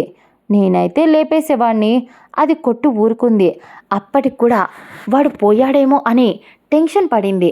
నేను వాడిని ప్రాణం పోయి ఆ రోజే ఉంటే కేసుని క్లియర్ కూడా చేయించేవాడిని. వాడు చచ్చిపోయి ఉంటే ఆ తర్వాత వాడు జైల్లో ఉన్నాడని అన్నా నువ్వు సంతోషపడి ఉండేవాడివి కదరా. నోరు మూసుకొని ఉండక వాడిని జైలు నుంచి పిలిపించావు. నాకు తెలీదు అనుకున్నావా? వాడు రాత్రి ఇంటికి వెళ్ళాడు. ఆ రోజు నైటే ఏ రోజైతే కాలేజ్లో గొడవ జరిగిందో ఆ రోజు రాత్రి ఇంటికి వెళ్ళిపోయిన తర్వాత ఎవరో చెప్పారు అని చెప్పి గదిలో నిద్రపోతున్న బామ్మగారిని తలపై గట్టిగా కొట్టావు. ఆవిడకి అప్పటికే ఆరోగ్యం బాగోలేదు. దాంతో ఆ తర్వాత ఆవిడకి నిద్రపోతూ ఉండటం వల్ల విషయం తెలియలేదు. ఆవిడకి హెల్త్ బాగోలేదు అంటూ రాత్రి కొద్ది రోజులు కాలేజీకి రాలేదు. దాంతో ఒక్క రోజులో టెన్షన్ తీసుకొని దాన్ని చంపేస్తే మీకు కిక్కేమొస్తుంది అనిపించింది. దాంతో ఏం చేయాలి అని అనుకున్నావు. టైంకి మీ అన్నకు దాత్రితో పెళ్లి చేయాలి అని మీ ఇంట్లో వాళ్ళు దాత్రి వాళ్ళ నాన్న అనుకున్నారు. దాంతో అనుకున్న దానికి తడువుగా మీరు దూరిపోయి ఒక్కొక్కటిగా దాత్రిని వీక్ చేయడం మొదలుపెట్టారు. కానీ మీ కసి తీరలేదు. పెళ్లి చేసుకొని వస్తే అప్పుడు తను మీ అన్న పెళ్ళామవుతుంది కాబట్టి ఏదో ఒక టైంలో మీ అన్నయ్యకు తన మీద జాలి కలుగుతుంది అని నీకు అనిపించింది. అప్పటికప్పుడు నీ తొట్టి యాంగ్ని వేసుకొని వెళ్ళి తన ఇంట్లో కిచెన్లో మజ్జిగలో డ్రగ్స్ కలిపావు. అది నువ్వు బయటికి వచ్చి వీధిలో అడ్డదిడ్డంగా తాగి వాగుతూ నాకు కనిపించావు. తనకు తాగిన ఒక 10 నిమిషాలకు నువ్వు వెళ్ళాలి అనుకున్నావు. కానీ నీ మాటలన్నీ విన్నా ఆ ఇంటి బయట ఉన్న నేను చీకట్లో ఉండి విన్నాను. అందుకే నా దాత్రికి ఏం కాకూడదు అని అప్పటికప్పుడు నేనే వెళ్ళాను ఆ ఇంట్లోకి. తను నన్ను తప్పుగా అనుకున్నా పర్లేదు. తను నా ప్రాణం. తన నీడను కూడా నేను ఎవరిని తాకనేను. అలాంటిది తను ఒకరి దగ్గర మాట పడితే ఒప్పుకుంటానా అంటూ అయినా నీతో నాకు మాటలేంట్రా వెధవా, పోరంబోకులు వెధవా అంటూ అక్కడ ఉన్న ఆ ఇద్దరు అన్నదమ్ములను విజయ్ మరియు రాజేష్ వాళ్ళని పిచ్చి కుక్కలను కొట్టినట్టు కొట్టడం మొదలుపెట్టాడు. అలా పక్కనే ఉన్న చిన్న గోడకు కొట్టే ములుకలను తెచ్చి వాళ్ళ వేళ్లపై పెట్టి సుత్తితో కొట్టి టార్చర్ పెడుతూ ఇది మీరు చేసిన దానికి మీకు తగిన శిక్ష అంటూ అక్కడ ఇదంతా చూస్తున్న ఒక ముసలోడు, వాడి వెనక వాడి పెళ్ళాం, వాడి పక్కన ఒక అమ్మాయి, వాడి కూతురు, వీళ్ళు ముగ్గురు ఉండేసరికి ఏంట్రా ముసలినక్క దాక్కుంటున్నావు అనేసరికి అంటే వాళ్ళు చెడ్డవాళ్ళు కాబట్టి నేనేం చేయలేదు కదా, ప్లీజ్ సార్ మమ్మల్ని వదిలేయండి అన్నాడు ఆ ముసలోడు. దాంతో అప్పటి వరకు సైలెంట్గా ఉన్న వికాస్, రఘునందన్ గారు, రిషి, అక్కడున్న గార్డ్స్ అందరూ ఒకటేసారి గట్టిగా నవ్వుతూ వావ్ ద గ్రేట్ జోక్ ఇది అని చెప్పచ్చు. నువ్వేం చేయకపోవడం ఏంట్రా, నువ్వే కదా మెయిన్ పాత్రధారివి, సూత్రధారివి. ఈ కథ మొదలైందే నీతో కదబే అంటూ నువ్వు డబ్బు కోసం ఆశపడి అమ్మాయిలను విదేశాలకు పెళ్లి చేసుకొని తీసుకెళ్ళి అక్కడ కడుపు చేసి వదిలేసి వస్తావా? ఊర కుక్క, నిన్ను దీంతో కొట్టిన పాపమేరా అంటూ ఆ సుత్తిని తీసుకొని వాడి నుదురుకేసి కొట్టాడు రిషి. ఒక్క క్షణం అలా కొట్టేసరికి కింద పడ్డ రవి, అతడు వయసు దాదాపు చాలానే ఉంది, ముసలివాడిలా కనిపిస్తూ ఉన్నాడు. నేలపై తలకు రక్తం కారుతూ పడిపోయి కొట్టుకుంటూ ఉంటే రిషి చిన్న జంతువుకి ఏదైనా అయితేనే తట్టుకోలేడు. అలాంటి వాడు చూస్తూ అలాగే ఉండిపోయాడు. నువ్వు కార్తీక్ నీ కొడుకు అని చెప్పి తెలుసుకుని ఇక్కడి దాకా వచ్చావు కదరా, ప్లాన్ చేసి నాకు తెలియకుండా నాకు తెలీదు అనుకుంటున్నావా? అన్నీ తెలుసు కానీ తట్టుకోలేకపోయా. వాడు లేని ఈ ప్రపంచంలో నేను ఎలా బ్రతకాలి అనుకున్నా. ఆలోచిస్తూ బాధపడుతూ నీ గురించి ఆ క్షణం పట్టించుకోలేదు అంతే తప్ప మీరు ఏంటో నాకు మీ బ్రతుకులేంటో తెలుసు అంటూ అక్కడే ఉన్న ఆడవాళ్ళ వైపు చూసి ఆడవాళ్ళేనే మీరు, మిమ్మల్ని చూస్తేనే అసహ్యం వేస్తుంది. నువ్వు ఈ రవిగాడి కూతురువే కదా, కార్తీక్ గాడు నీకు వరుసకేమవుతాడే, అన్నయ్య అవుతాడు. పనికి మాలిందానా, వాడికి నువ్వు ఎవరో చెప్పకుండా పరిచయమై ప్రేమించి వల్లో వేసుకొని నీ గురించి బయట ఎవరికీ తెలియకుండా రాత్రికి రాత్రి వాడికి హైడోస్ డ్రగ్స్ ఇచ్చి ఇదే రూమ్లో వాడిని వాడే తగలబెట్టుకునేలా చేశావు. ఈ రూమ్లో పడి వాడు మంటకు అరుస్తూ ఏడుస్తూ మిమ్మల్ని వేడుకుంటూ ఉన్న ముగ్గురు వాడి చేత ఆస్తి రాయించుకొని వెళ్ళిపోయిన ఊర కుక్కలు ఇన్ని రోజులుగా నేను పట్టించుకుంది వాడి వల్ల, వాడిని తలుచుకుంటూ బాధలో ఉండటం వల్ల. కానీ ఒక్కసారిగా ఒక్కొక్కటిగా అన్నీ లోడడం మొదలుపెట్టా. తీగ మొత్తం పీకేసరికి డొంకంతా కదిలి వచ్చేసింది, మీ డీటెయిల్స్తో సహా. మీకు అప్పటికి నా మీద డౌట్ వచ్చింది. అందుకోసం అని చెప్పే నన్ను చంపాలి అని చాలాసార్లు ట్రై చేశారు. నాకు రాత్రికి నాకు దాత్రికి పెళ్ళి అయిన తర్వాత నేను ఆఫీస్కి వెళ్తున్నప్పుడు చాలాసార్లు ట్రై చేశారు నా కార్ వెనక వస్తూ. కానీ ఏదో ఒక సిచ్యువేషన్లో తప్పిపోతూ ఉంది. కానీ అనుకోకుండా ఇదిగో ఈ వెధవలు, ఈ రాజేష్ గాడు, ఈ పోరంబోకు, ఈ విజయ్ గాడు మీకు ఎదురుపడ్డారు. వీళ్ళు ఇద్దరు కలిసి నన్ను చంపేయడానికి ఆ రోజు గుడిలో ప్లాన్ చేశారు. నిజమే, దాత్రిని పెళ్లి చేసుకున్నా, వాడికి ప్రాణగండం ఉంది అని.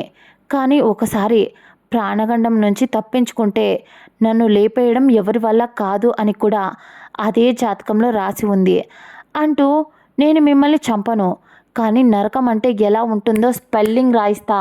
ఇది కార్తిక్ గాడి చివరి కోరిక. ఈ కాలేజ్, దీంట్లో మీ ప్రాణం పోవటానికి వీల్లేదు. కానీ మీరు వాడిని ఇక్కడే చంపేశారు. అందుకోసమని చెప్పే ఆకలితో మీరు ఇక్కడే కుళ్ళి కృషించి కొద్ది రోజులు నరకం అనుభవించి ఇక్కడే ఉండండి. ఆ తర్వాత మెల్లమెల్లగా నరకం చూపించి మిమ్మల్ని ఎక్కడికి పంపించాలో అక్కడికి పంపించేస్తా అని చెప్పి రిషి లేచి అక్కడి నుంచి వెళ్ళిపోయాడు. ఆ గది నుంచి బయటికి వచ్చి రిషికి ఎదురుగా కార్తీక్ ఆత్మరూపంలో చిన్న చిరునవ్వుతో అతడి వైపే చూస్తున్నట్టు ఆ క్షణం కనిపించడంతో రిషి కార్తీక్ రూపం కనుమరుగవుతూ ఉంటే చిన్న చిరునవ్వుతో కార్తీక్ అని అనుకోకుండా ఉండలేకపోయాడు. అతడికి తన బాల్యం గుర్తొచ్చింది. చిన్నప్పుడు వాళ్ళు అబ్రాడ్లో ఉన్నప్పుడు తన అమ్మ నాన్న తన బర్త్డేకి ఒకసారి ఆర్ఫన్కి తీసుకెళ్తే అక్కడ పరిచయం అయ్యారు కార్తీక్ మరియు వికాస్ ఇద్దరు. వాళ్ళిద్దరూ చాలా మంచోళ్ళు. దాంతో ఫ్రెండ్స్ అయ్యారు. అప్పుడప్పుడు రిషి వెళ్ళి వాళ్ళని చూసి వస్తూ పలకరించి వాళ్ళతో ఆడుకొని వస్తూ ఉండేవాడు. రిషి వాళ్ళ కోసం ఏదైనా తీసుకురావటం, అలా చాలా రోజులు బెస్ట్ ఫ్రెండ్స్ లాగా వాళ్ళని బయటికి తీసుకెళ్ళడం, తనతో పాటు తన ఇంటికి తీసుకెళ్ళడం, తన అమ్మ నాన్నకు వాళ్ళిద్దరూ తన బెస్ట్ ఫ్రెండ్స్ అని చెప్పడం, ఇలా ఏవేవో వాళ్ళ చిన్నప్పటి నుంచి జ్ఞాపకాలు. అలా ఇప్పుడు అవన్నీ కళ్ళ ముందు మెదలగానే ఆ తర్వాత కొన్ని సంవత్సరాలకి రిషి వాళ్ళు అబ్రాడ్ నుంచి వాళ్ళ పేరెంట్స్ వచ్చేసినా కూడా కార్తీక్, వికాస్ వీళ్ళ ఇద్దరితోనే అబ్రాడ్లో ఆడుకుంటూ అక్కడే కాలేజీలో చదువుకుంటూ ఉండిపోయాడు రిషి. కానీ అనుకోకుండా ఇండియా వచ్చాడు. అదే టైంలో కార్తీక్ని కూడా వికాస్ ఇద్దరిని పిలిపించాడు. వికాస్కి తన ఆఫీస్లో జాబ్ ఇచ్చాడు. కానీ కార్తీక్కి చదువు అంటే చాలా ఇష్టం. దాంతో రఘునందన్ గారు ఆయనే డబ్బులు పెట్టి ఒక కాలేజీని అతడి చేతిలో పెట్టేశాడు. దాంతో కార్తీక్ అతన్ని కూడా చాలా టాలెంట్ ఉంది అతనిలో. దాంతో ఆ కాలేజ్ని ఒక పొజిషన్లోకి తీసుకురావటం మొదలుపెట్టాడు కార్తీక్. అలా కాలం గడిచిపోతూ చాలా చాలా మంచి ప్లేస్కి వెళ్ళిపోవటం మొదలయ్యింది. ఒకసారి రిషి, కార్తీక్, వికాస్ మరియు ముగ్గురు కార్తీక్ ఆఫీస్ రూమ్లో కూర్చొని ఏదో మాట్లాడుకుంటూ సరదాగా చిట్చాట్ చేస్తూ ఉన్న సమయంలో కొత్తగా వచ్చిన వాళ్ళ డీటెయిల్స్ అన్నీ ప్రిన్సిపాల్కి చూపించడానికి తీసుకొచ్చారు ప్యూన్. దాంతో కార్తీక్ అక్కడ పెట్టి వెళ్ళిపోమని చెప్పాడు ఆ ప్యూన్ వెళ్ళిపోయిన తర్వాత అవన్నీ చెక్ చేస్తున్న కార్తీక్ చూపు ఒక చోట ఒక పేపర్పై ఆగిపోయింది. అక్కడే ఉన్న రిషి, ఏమైందిరా, ఎందుకు అలా చూస్తున్నావు అనేసరికి కార్తీక్ కన్నీళ్లతో, మా అమ్మ ఇంటి పేరు ఇది రిషి అని చెప్పాడు. అంటే వీళ్లకు మా అమ్మకు ఏదైనా సంబంధం ఉందేమో అన్నాడు కార్తీక్. అవునా, అయితే ఆ అమ్మాయి ఫాదర్ పేరు కూడా మా అమ్మ అన్నయ్య పేరులాగే ఉంది రిషి అని కార్తీక్ ఆ రోజు అనేసరికి వెంటనే రిషి ఎంక్వైరీ చేయించాడు. అప్పుడు తెలిసింది దాత్రి గురించి, దాత్రి పేరెంట్స్ గురించి. ఆ తర్వాత రిషి కార్తీక్కి అన్ని విషయాలు చెప్పి వెళ్ళి మీ ఫ్యామిలీని కలువు అని చెప్పాడు రిషి. దాంతో కార్తీక్, లేదు, నా ఫ్యామిలీ ఇక్కడే ఉంది, నువ్వే నా ఫ్యామిలీ, నువ్వే నా ప్రపంచం, నువ్వే నాకు అన్నీ, నిన్ను పెట్టుకొని నేను ఎక్కడికి వెళ్ళను. ఇక వాళ్ళంటావా, ఏదో పేరు చూసి వెళ్ళి నేను మీకు బంధువును అని చెప్పలేను. ఎప్పుడో మా బంధం ముగిసిపోయింది మా అమ్మతో పాటే. అందుకే ఆ దేవుడు నేననే వాడిని ఉన్నానని కూడా వాళ్ళకు తెలీదు. ఒకవేళ వాళ్ళు నేను వెళ్ళి మాట్లాడించినా ప్రూఫ్స్ అడిగితే నా దగ్గర లేవు కాబట్టి, నాకు అలాంటివన్నీ నచ్చవు కాబట్టి, నాకు మీరు చాలు, ఈ ప్రపంచం చాలు అని ఆ రోజు అతడు తప్పించుకున్నాడు కార్తీక్. కానీ రిషి దాత్రికి తనకు ఫస్ట్ నైట్ అయిన తర్వాత సీతారామయ్య గారు కొంచెం కోపంగా ఆయన మాట నెగ్గేటందుకు కొంచెం ఎమోషనల్గా లో అవుతున్నట్టు ఆ క్షణం రిషికి అనిపించిన అదే మూమెంట్లో కార్తీక్ ప్లేస్లో ఇప్పుడు రిషి ఉండటం బెస్ట్ అనిపించింది. పైగా కార్తీక్ బాధ కూడా ఇప్పుడు ఆయనకు అర్థం కావాలి కదా, అందుకోసం అని చెప్పే ఒకప్పుడు ఆయన చేసిన తప్పుల్ని ఎత్తి చూపడానికే అలా ఆ రోజు రిషి మాట్లాడిన మాటలు అన్నీ గుర్తుకు చేసుకుంటూ కారులో ఇంటికి బయలుదేరాడు. ఇంటికి రిషి, రఘునందన్ గారు, వికాస్ వీళ్ళు ముగ్గురు వచ్చేసరికి ఆ గుమ్మంలో ఎదురు చూస్తూ ఉంది దాత్రి. రిషి కార్ దిగి దాత్రి వైపు చిన్న చిరునవ్వుతో చూశాడు. దాత్రి కూడా నవ్వి సైలెంట్గా అతడి వెనకే నడిచింది ఇంట్లోకి. ఆ తర్వాత లోపలికి వచ్చిన వాళ్లకు లోపల రాగిణి గారు, పక్కన సులోచన గారు కనిపించారు. పెళ్లి గురించి చెప్పేసరికి అందరూ ఓకే చెప్పేశారు. ఆ తర్వాత రిషి ఫ్రెష్ అవ్వడానికి వెళ్ళాడు.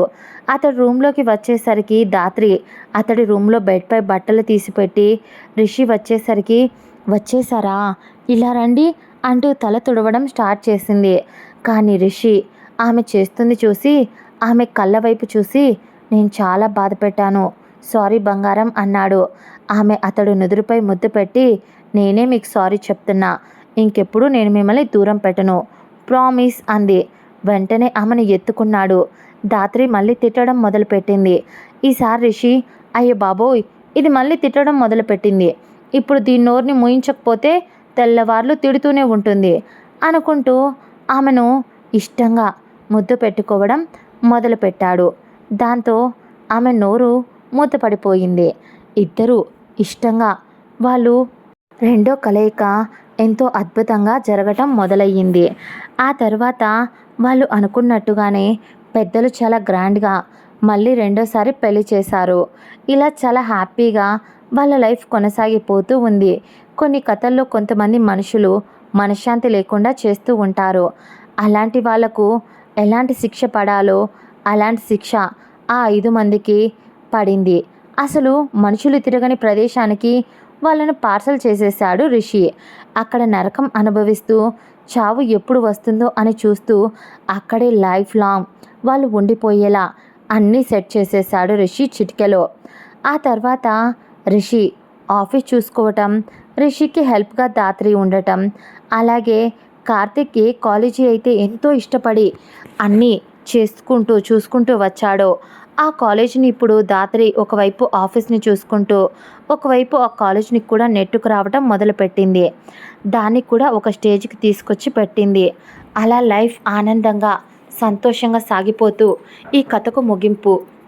ఇక మళ్ళీ ఇంకో కథతో మీ ముందుకు ఇంకో మంచి కథతో వస్తాను. ఇకపోతే మీకు ఎలాంటి కథలైతే ఇష్టమో వాటి గురించి కామెంట్ చేయండి. అలాంటి కథలే, అలాంటి స్టోరీస్ రాసి మీకు అందివ్వడానికి ట్రై చేస్తాను. ఇక మళ్ళీ నెక్స్ట్ ఇంకో కథతో కలుసుకుందాం. Bye bye.